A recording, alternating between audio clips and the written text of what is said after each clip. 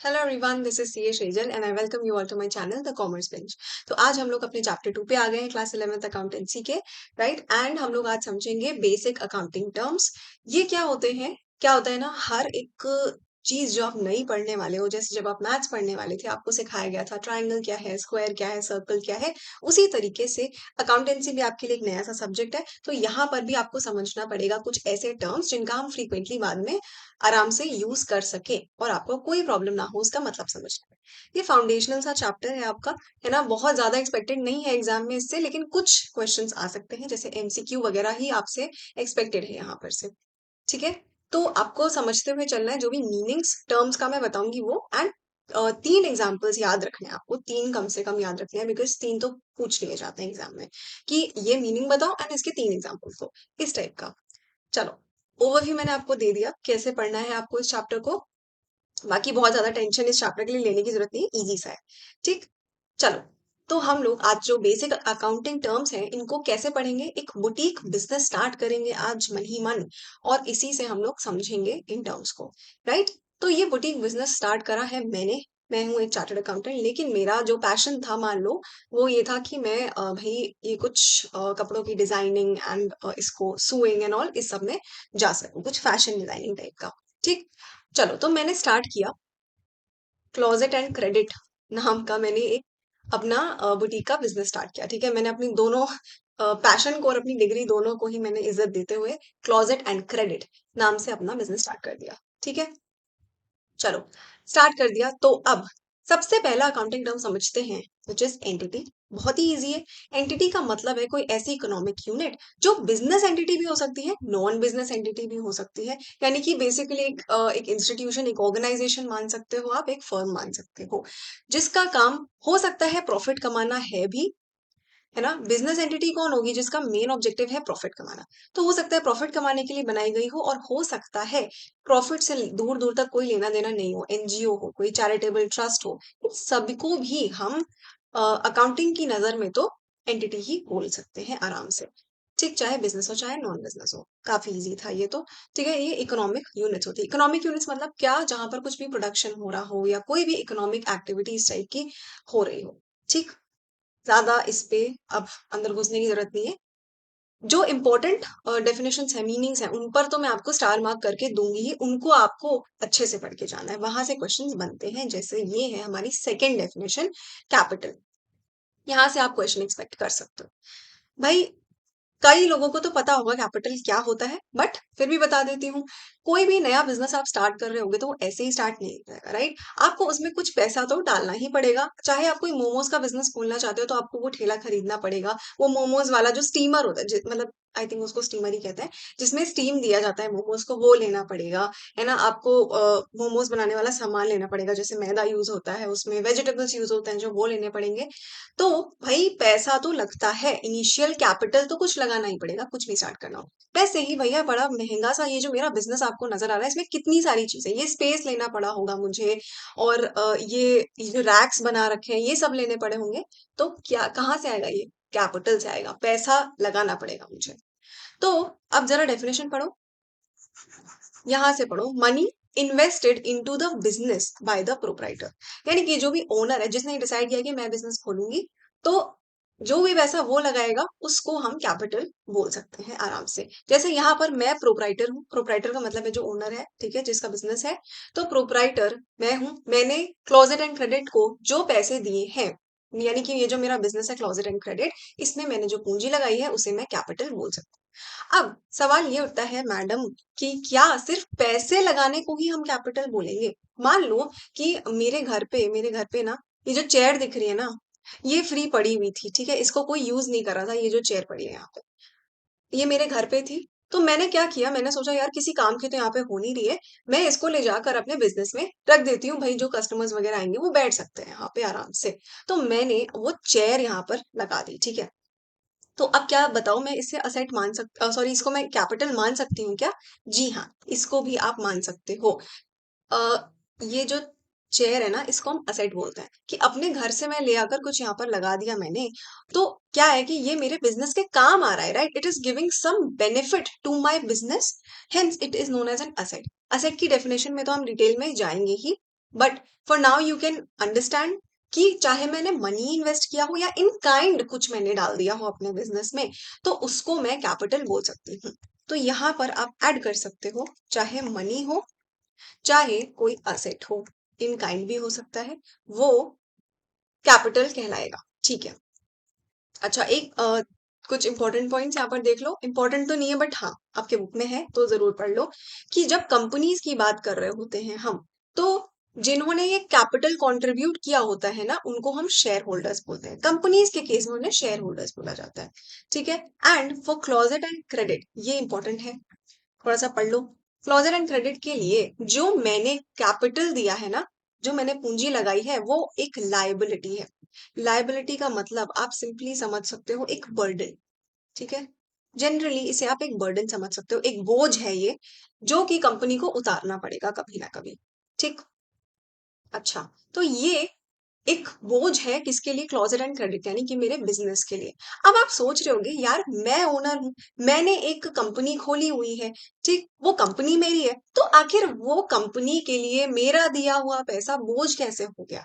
उसका रीजन है ये, ध्यान दो। बिजनेस एंटिटी कॉन्सेप्ट एक कॉन्सेप्ट होता है। देखो, हर एक सब्जेक्ट कुछ ना कुछ रूल्स रेगुलेशंस पे चलता है, कुछ प्रिंसिपल्स पे चलता है, वैसे अकाउंटेंसी भी कुछ प्रिंसिपल्स पे चलता है। ठीक है। तो बिजनेस एंटिटी कॉन्सेप्ट यहाँ पर लगा हुआ है। इसका मतलब क्या है, मेरा ध्यान से सुनो। बिजनेस एंटिटी कॉन्सेप्ट ये बोलता है कि जो प्रोपराइटर है ना, वो और जो एंटिटी उसने खोली है, वो दोनों दो डिस्टिंक्ट, दो सेपरेट एंटिटीज हैं। ये बात समझ में आई? These are two separate entities, यानी कि इन दोनों का अकाउंटेंसी की नजर में हम इनको अलग अलग मानते हैं। हम ये नहीं देख रहे कि भाई मतलब जो प्रोपराइटर है उसी ने तो ये खोली हुई है कंपनी, तो ये दोनों एक हो सकते हैं। आप इसको ऐसे समझ सकते हो, your mother gave birth to you, but still your mother and you, both of you are two different entities. आप दोनों अलग अलग एंटिटी हो, आपकी अलग अपनी पसंद है, नापसंद है, आप अलग इंसान हो। उसी तरीके से ऑल्दो जो प्रोपराइटर है उसी ने कंपनी बनाई है, बट वो दोनों अलग अलग देखे जाते हैं अकाउंटेंसी की नजर में। सिंपल सी बात, आप ऐसे एग्जाम्पल से समझ सकते हो। और इसीलिए जो कैपिटल मैंने इन्वेस्ट किया है अपनी कंपनी में, वो उसके लिए एक लायबिलिटी है, एक बोझ है, एक लोन टाइप का समझ लो। लोन कहा नहीं जाता जनरली, लेकिन मैं आपको बस समझाने के लिए बोल रही हूँ, एक लोन टाइप का है वो। समझ आई होगी बात, ठीक है, क्योंकि वो मेरा पैसा है, यानी कि ओनर का पैसा है। ठीक। अच्छा, अगर ये बिजनेस एंटिटी कॉन्सेप्ट नहीं होता, तो मैं और मेरी कंपनी एक ही होते, यानी कि एक काइंड ऑफ ऐसा होता कि मैंने अपनी एक जेब से पैसा निकाला, दूसरी जेब में डाल दिया, ऐसा होता। लेकिन अभी ये दोनों अलग अलग है। चलो, ये भी समझ में आ गया। और एक पॉइंट और देखो यहाँ पे, कि कैपिटल को दो और नामों से जाना जाता है। भाई देख लो क्या नाम है, ओनर्स इक्विटी भी बोला जाता है इसको, और नेटवर्थ भी बोला जाता है। ठीक है। चलो, ये भी बात समझ में आई होगी। अब बस एक फाइनल पॉइंट देख लो यहाँ पर, इसका कैपिटल से रिलेटेड क्या है। कैपिटल मैंने यहाँ बीच में लिखा है, कैपिटल इंक्रीज कब होता है, कब कैपिटल बढ़ सकता है। मान लो कि आप ऐसा समझ सकते हो यहाँ पे, यहाँ पर एग्जाम्पल मैंने लिया था ना कि मैंने अपना ये बुटीक बिजनेस कुछ कैपिटल डाल के स्टार्ट किया है। तो ऐसा मान लो कि मैंने जो है वो 5 लाख रुपीज इस बुटीक के बिजनेस में मैंने सेव करे हुए थे, वो मैंने इन्वेस्ट कर दिए। ठीक है, 5 लाख रुपीज ऐसा मान लो। अच्छा, तो अब ये कैपिटल 5 लाख से बढ़ा हुआ कब मानेंगे? दो सिनारियोज में। या तो मैंने 1 लाख रुपए और इन्वेस्ट कर दिए, 1 lakh is just an example, कुछ भी अमाउंट मैंने और इन्वेस्ट कर दिया, तब उसको मानेंगे कि कैपिटल बढ़ गया। या फिर जो मैंने बिजनेस चलाया, पूरे साल जो ऑपरेशंस चलाए, उससे कुछ प्रॉफिट हो गया, तो भी मेरा कैपिटल बढ़ा हुआ मान लिया जाएगा। क्योंकि what is the sole purpose of this business, कि मैंने जो कैपिटल लगाया है उसका अच्छे से यूटिलाइजेशन हो और उस पे प्रॉफिट कमाया जा सके। और अगर प्रॉफिट कमा लिया, तो ऑब्वियस सी बात है कि वो कैपिटल में ऐड हो जाएगा जाकर, है ना। भाई मेरा पैसा था, मैंने लगाया था, तो वो मेरे ही कैपिटल में जाकर ऐड हो जाएगा। समझ आई होगी बात। और जस्ट उसी का उल्टा ले लो, कैपिटल को डिक्रीज कब माना जाता है, कि कब कैपिटल डिक्रीज हो गया। मैंने जो पैसा लगाया था 5 लाख रुपए, अगर उसमें से मैंने कुछ पैसा अगर विड्रॉ कर लिया, वापस निकाल लिया, तो कैपिटल को डिक्रीज होता हुआ माना जाएगा। एंड दूसरा रीजन हो सकता है कि प्रॉफिट के बजाय लॉस हो गया, मतलब इतना ज्यादा उन लोगों ने बेकार काम किया, मैंने जिन लोगों को रखा था अपने ऑफिस में, वो काम उन्होंने अच्छे से नहीं किया एंड लॉसेस हो गए। तो मैंने जो 5 लाख लगाया था ना, उसमें से भी कुछ पैसा डूब गया, तो लॉस हो गया मुझे। उस केस में माना जाएगा कि कैपिटल पहले से भी कम हो गया है। ठीक है? आई होप आपको ये पूरी बात अच्छी तरीके से समझ में आई होगी कि कैपिटल का कॉन्सेप्ट क्या होता है। ठीक? अब इसमें किस टाइप के क्वेश्चन पूछा जा सकता है आपसे कि आखिर बिज़नेस के लिए कैपिटल क्या है? तो कैपिटल एक लायबिलिटी है बिज़नेस के लिए जो प्रोप्राइटर ने उसे दी हुई है। इस टाइप के क्वेश्चंस आप एक्सपेक्ट कर सकते हो। चलो, अब आ जाते हैं हम लोग बिज़नेस ट्रांज़ैक्शन पे।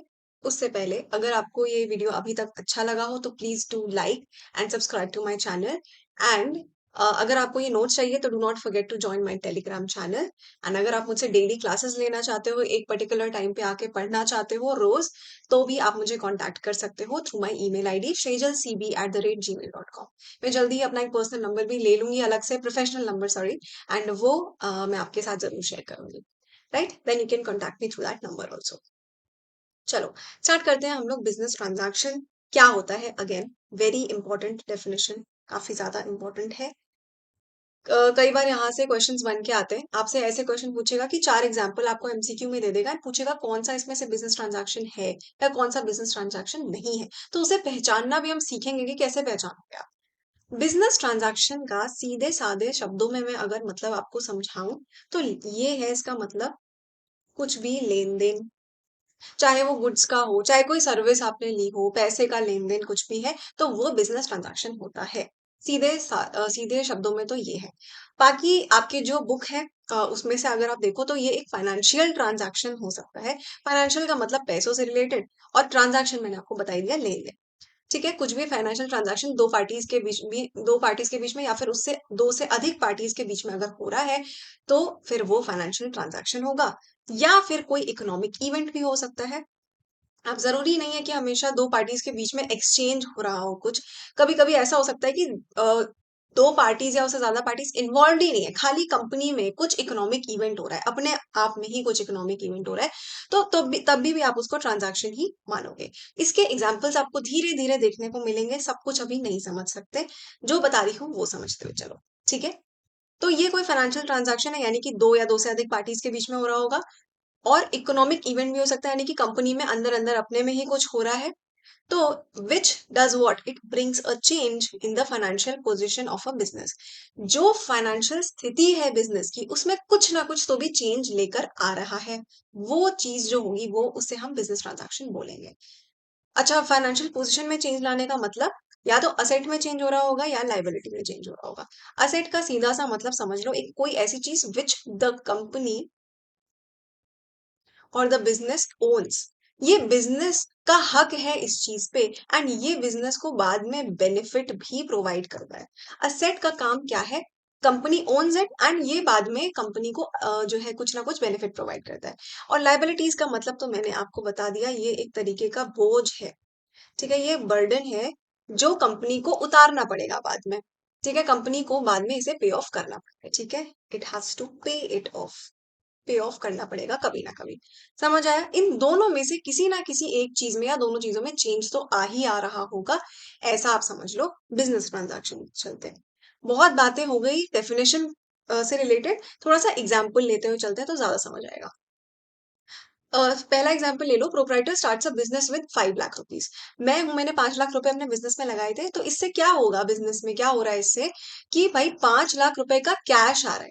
Cash is what? आपके हिसाब से असेट है या लायबिलिटी? असेट है। क्यों? क्योंकि ये कंपनी को फायदा देता है यार, आप तमाम चीज खरीद सकते हो कैश से, तो ये कंपनी ओन करती है, इससे कंपनी को फायदा है। तो कंपनी में कैश आया ना, इसने कंपनी की फाइनेंशियल स्थिति को चेंज किया ना, तो ये एक बिजनेस ट्रांजैक्शन है। क्लॉथ परचेज किया, भाई मैं जो कपड़े बनाती हूँ, जीन्स बनाया, शर्ट बनाया, कैसे बनाती हूँ? मैं कुछ फैब्रिक परचेज करके लाती होंगी। मैंने फैब्रिक जब भी परचेज किया तो वो फैब्रिक मेरे बिजनेस में एक तो आ गया, और दूसरी चीज क्या हुई? मैंने कैश दिया होगा ना उसके बदले में। तो देखो यहाँ पर भी फाइनेंशियल स्थिति कुछ चेंज हो रही है। शर्ट मैंने सेल करी, यहाँ पर मेरे पास पैसा हाथ में आ रहा होगा, तो इसमें भी यही सेम चीज हुई। लोन मैंने अगर लिया तो बिजनेस में पैसा आया, लोन का पैसा, तो वहां पर भी बिजनेस की स्थिति हर बार फाइनेंशियल पोजीशन चेंज हो रही है। तो इन सभी को हम बिजनेस ट्रांजैक्शन बोल सकते हैं। इनमें पैसे का इन्वॉल्वमेंट है, है ना? देख रहे हो ना आप, इनमें पैसे का इन्वॉल्वमेंट है, इसीलिए हम इसे बिज़नेस ट्रांज़ैक्शन बोल सकते हैं। अब भैया ये समझ लो, ये आपके लिए है बहुत इम्पोर्टेंट। अगर आपके पास क्वेश्चन आ जाता है, कोई 4 एग्ज़ाम्पल दिए हों कि आइडेंटिफ़ाई करो बिज़नेस ट्रांज़ैक्शन है या नहीं, चुपचाप से ये वाला फ़ॉर्मूला लगा देना, आपको एकदम पता चल जाएगा वो है या नहीं बिज़नेस ट्रांज़ैक्शन। ठीक? तो समझते हैं इसको। थोड़ा-सा यहाँ पर ले आते हैं ताकि आपको क्लियरली दिखे। हाँ जी। पहली चीज़ आपको जो देखनी है, स्टेप नंबर 1 चेक करना पहले कि does the transaction relate to business और नॉट? भाई बिज़नेस ट्रांज़ैक्शन की चेकिंग कर रहे हैं तो पहले तो यही देखो कि वो बिज़नेस में हो रहा है क्या? बिज़नेस का उससे रिलेशन है कि नहीं हो है? कहीं वो मेयरली एक पर्सनल ट्रांज़ैक्शन तो नहीं है। फॉर एग्ज़ाम्पल जो प्रोप्राइटर है, बच्चे ने उसने अपने बच्चे की स्कूल की फ़ी पे करी मान लो। अपने जेब से पैसा निकाला, जाकर बच्चे की फ़ीस पे कर आया। तो क्या इससे बिज़नेस का कुछ रिलेशन है? कोई रिलेशन नहीं है भाई। ये तो एक पर्सनल ट्रांज़ैक्शन था ना प्रोप्राइटर का। तो it does not relate to business. उसे आप फर्स्ट स्टेप पे ही आउटराइट रिजेक्ट कर दो, ये बिज़नेस ट्रांज़ैक्शन नहीं है। बट अगर इन केस आपका फर्स्ट वाला ये स्टेप पार हो जाता है, यानी कि ओके हो जाता है, इट रिलेट्स टू बिजनेस, तब आपको जाकर सेकंड वाला स्टेप चेक करना होगा। एंड ये दोनों क्राइटेरिया मीट होना चाहिए, फर्स्ट एंड सेकंड, तभी आप उसे बिजनेस ट्रांजैक्शन मानोगे। एक भी मीट नहीं हुआ तो नहीं मानोगे। ठीक। सेकंड वाला स्टेप देख लेते हैं आप। इट शुड इन्वॉल्व मनी, यानी कि पैसे का कुछ तो भी उसमें इन्वॉल्वमेंट होना ही चाहिए। पैसे का इन्वॉल्वमेंट होने का मतलब वो जो ट्रांजैक्शन है it should be measurable in terms of money. अगर कुछ ऐसा है जो आप मनी के टर्म्स में मेजर कर ही नहीं सकते, जैसे मैंने आपको एग्जांपल दिया था, आपका जो बिजनेस में जो एनवायरनमेंट है वो बहुत अच्छा चल रहा है, सारे एम्प्लॉइज बहुत खुश हैं, बट अच्छी बात है, लेकिन इस चीज को आप पैसे में नहीं नाप सकते। Hence it is not a business transaction, it fails to be a transaction in itself, right? तो it does not involve money. अच्छा, अब एक और एग्जांपल लेते हैं। मैंने आपको यहाँ पर बताया कि अगर मैं गई फैब्रिक परचेज करके लाई अपनी बुटीक में, कि मुझे इससे कुछ शर्ट बनानी है, फैब्रिक परचेज करके लाई, जो दुकानदार ने मुझे वो फैब्रिक दिया ना, मैंने उससे इमीडिएटली कैश पेमेंट कर दिया और लेकर चली आई। तो इससे क्या हुआ? इमीडिएट पेमेंट मैंने किया, यानी कि it it involve money, right? And it was for my business purpose, यानी कि पहला और दूसरा दोनों क्राइटेरिया फुलफिल हुए, तो मैं इसे बिजनेस ट्रांजैक्शन मान सकती हूँ। सिनेरियो 2 लेकर देखो, अगर मैं उस बंदे को जिससे मैं लेकर आई, सप्लायर को, इमीडिएटली कैश पेमेंट नहीं करती, मैं उससे कह देती कि भाई साहब 1 महीने का टाइम दे दो, अभी मेरे पास पैसे नहीं है, मैं इस फैब्रिक का पेमेंट आपको 1 महीने बाद कर दूंगी। यानी कि मैं उधार पर उसे लेकर चली आई। तब बताओ क्या तभी भी वो बिज़नेस ट्रांज़ैक्शन होगा क्या? बिकॉज़ क्या वो आपके हिसाब से डज़ इट इन्वॉल्व मनी? इस इट डज़। चाहे मैंने प्रॉमिस भी किया हो, तभी भी मैं उसे मान लूँगी ये बिज़नेस ट्रांज़ैक्शन है। क्योंकि बिज़नेस के लिए तो है ही, पहला तो स्टेप पूरा हो ही रहा है, बट सेकंड वाला भी हो रहा है, बिकॉज़ मैंने यहाँ पे प्रॉमिस किया है। It still involves money. आज नहीं तो कल तो मैं पैसे दूँगी ही ना उसके। तो इसीलिए मैं इसको भी बिज़नेस ट्रांज़ैक्शन मान लूँगी। तो चाहे आपका कैश में ट्रांजैक्शन हो रहा हो, चाहे क्रेडिट में ट्रांजैक्शन हो रहा हो, कैश चाहे उधार, दोनों केसेस में आप उसको बिज़नेस ट्रांजैक्शन मान सकते हो। समझ आई बात? It's just that it should be measurable in money terms. दोनों क्राइटेरिया लगाकर देखना, बार-बार बोल रही हूँ, दोनों क्राइटेरिया लगाकर देखना। ठीक है? अच्छा, आपके लिए क्वेश्चन है। आपको मुझे बताना है कमेंट सेक्शन में। मैं इसका आंसर आपको नेक्स्ट वीडियो में दूँगी, बट अभी मैं आपसे क्वेश्चन पूछ रही हूँ जो कि है आपका होमवर्क। क्या हुआ ना, प्रोप्राइटर ने विथड्रू मनी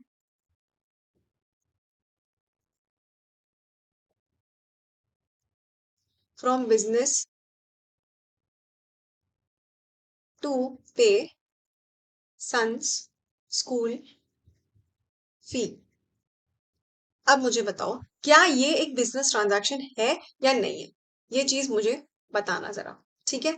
थोड़ा सा ट्रिकी हो सकता है आपके लिए, आप यहाँ पर फिसल सकते हो, लेकिन मुझे जरूर बताना। ओके, फोर्थ पर आ जाते हैं आप, अकाउंट्स पे। यहाँ पर देखिए, मैंने आपको बताया था हम अपने स्टेप्स में जब अकाउंटिंग प्रोसेस को याद करिए, रिकॉर्डिंग करते हैं, यानी कि अपने जर्नल वाली मोटी सी जो बुक होती है उसमें सारे के सारे ट्रांजैक्शंस को मैं रिकॉर्ड कर लेती हूँ कि हाँ आज मैंने इतना फैब्रिक खरीदा, कल मैंने इतनी शर्ट सेल करी, ऐसे करके रिकॉर्ड करती हूँ।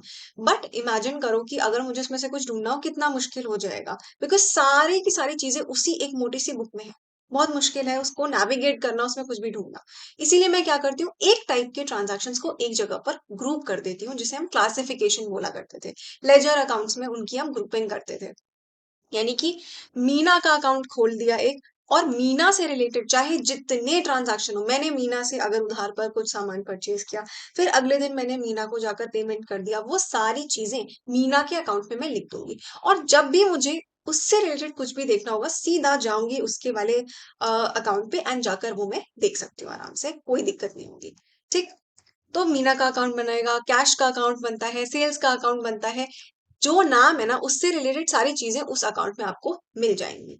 ठीक। This is basically a record of transactions that relate to a particular head. Particular head मतलब मीना से रिलेटेड सारे ट्रांजैक्शन उसके अकाउंट में, कैश का एक अलग हेड हो गया, उससे रिलेटेड सारे ट्रांजैक्शन कैश अकाउंट में, वैसा। अच्छा जरा आप सोचो, अगर मैंने कैश लिया है, ये मीना से कैश लिया है मैंने कुछ, तो then it will be recorded in both the accounts. Recorded नहीं, एक्चुअली यहाँ पर जो राइट वर्ड होना चाहिए ना, वो होना चाहिए, it should be posted. Posted in both accounts. Recording तो जर्नल में करते हैं, पोस्टिंग लेजर अकाउंट्स में करी जाती है। ठीक है। तो it will be posted in both the accounts, यानी कि मीना के अकाउंट में भी वो चीज आएगी एंड कैश वाले अकाउंट में भी वो चीज आएगी, बिकॉज यहाँ पर दोनों अकाउंट्स इन्वॉल्व हैं। ठीक है। समझ आ रही होगी बात। चलो, इसका डिटेल में ना हम लोग, ऑब्वियस सी बात है कि जब इनके चैप्टर्स पढ़ेंगे तब जाएंगे आराम से, अभी टेंशन लेने की कोई जरूरत नहीं। चलो, लास्ट आज का हम लोग पढ़ लेते हैं ड्रॉइंग्स। लास्ट टर्म है आज का। ठीक है।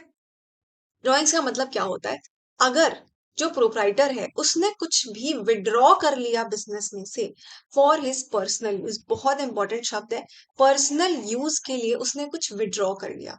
जैसे अमाउंट अगर कुछ विड्रॉ कर लिया, 5 लाख रुपए अगर मैंने डाला हुआ था अपने बिजनेस में, वो तो आपको पता ही है। अगर मुझे कुछ इमरजेंसी आई अपने घर पे एंड मैंने वहां से 10,000 रुपए मान लो निकाल लिए, तो उसको मैं ड्रॉइंग्स बोलूंगी। ठीक। प्रोप्राइटर ने कुछ पैसे निकाल लिए, उसको ड्रॉइंग्स बोलोगे। अच्छा, अब मान लो भाई मेरे यहाँ पर ये जो बुटीक है मेरी, यहाँ पर कुछ कपड़ा टंगे हुए थे, कपड़े मैंने ही बनाए थे खुद से, है ना, और मैं, मुझे पसंद आ गई उसमें से 2 ड्रेस और मैं घर लेकर उसको चली गई, मैंने बेचा नहीं, मैं विड्रॉ करके लेके चली गई पर्सनल यूज के लिए कि मैं पहनूंगी, मैं नहीं बेचती, जाओ, मुझे बहुत अच्छी लग रही है ये ड्रेस। तो क्या होगा, वो जो 2 ड्रेसेस मैं लेके गई ना, उसको भी आप ड्रॉइंग्स बोलोगे। सिर्फ अमाउंट निकालने को ही नहीं, बल्कि अगर कुछ गुड्स निकाल रही है, गुड्स का मतलब क्या होता है, जिस भी चीज में मैं डील कर रही हूँ, मैं यहाँ पर कपड़ों में डील कर रही हूँ, तो कपड़ा जो है वो मेरा गुड्स हो गया। ठीक। इसकी भी डेफिनेशन पढ़ेंगे डिटेल में, अभी इतना समझ लो। तो ये भी समझ आया होगा। फिर बात करते हैं एसेट की। मान लो जो चेयर मैंने याद करो लगाई थी एज कैपिटल, मैंने चेयर अपने घर से लाकर लगाई थी, अब वो चेयर मैं वापस लेके चली गई अपने घर, मुझे कुछ काम आ गया, मैं वापस लेकर चली गई और मैंने वापस ही नहीं करी बिजनेस को वो चेयर, तो क्या हो गया, ये भी एक तरीके से ड्रॉइंग्स ही माना जाएगा। तो any withdrawal of amount, goods और असेट्स, तीनों को ही आप ड्रॉइंग्स बोल सकते हो, ये बिजनेस में से मैंने वापस विड्रॉ कर लिए पर्सनल यूज के लिए। समझ आई बात। चलो, आज के लिए इतना काफी है, ये सारी डेफिनेशन हमने कवर करी है, इनको अच्छी तरीके से आप रिवाइज करना, मेरे इस वाले क्वेश्चन का आंसर करना मत भूलना, वैसे शायद आपको लास्ट वाली डेफिनेशन पढ़कर इसका आंसर मिल गया होगा। ठीक है। तो लेकिन प्लीज बताना मत भूलना। चलो, अब मैं आपसे मिलूंगी अपने नेक्स्ट लेक्चर में, जहां पर हम और डेफिनेशंस को कवर करेंगे। राइट। आज की इंपॉर्टेंट डेफिनेशंस बहुत अच्छे से जो आपको पढ़नी है वो business transaction and capital. Right. Now I'll see you in the next lecture. Till then, please subscribe to my channel and stay tuned.